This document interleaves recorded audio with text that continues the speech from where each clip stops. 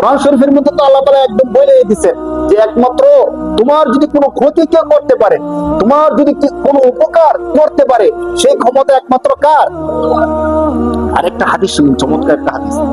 হাদিস শরীফের মধ্যে আসছে আল্লাহ রাসূল সাল্লাল্লাহু আলাইহি সাল্লাম বলেন যে কোন ব্যক্তি যদি এমন হয় যে সারা পৃথিবীর সমস্ত মানুষ এক হয়ে গেছে তার ক্ষতি করবে, ধরেন একজন মানুষ সারা পৃথিবীর সবাই একজুট হয়ে গেছে তাকে ক্ষতি করবেই করবে, কিন্তু আল্লাহ চাই তার উপকার করবে, তখন সারা পৃথিবী মিলে তার এক বিন্দু পরিমাণ ক্ষতি করতে পারবে না, বলে সুবহানাল্লাহ।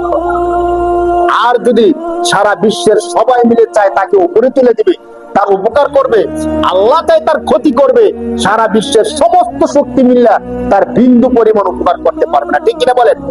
এই ধারণা মুমিনের। তাহলে দুটা পানি বাইরে ফেলে অমঙ্গল হবে, রাতের বেলা নখ কাটলে অমঙ্গল হবে, এটা কোথা থেকে আসবে? এমন ধারণা আমরা কেউ করবো না। সামনে থেকে জিনিসটা মনে রাখবো।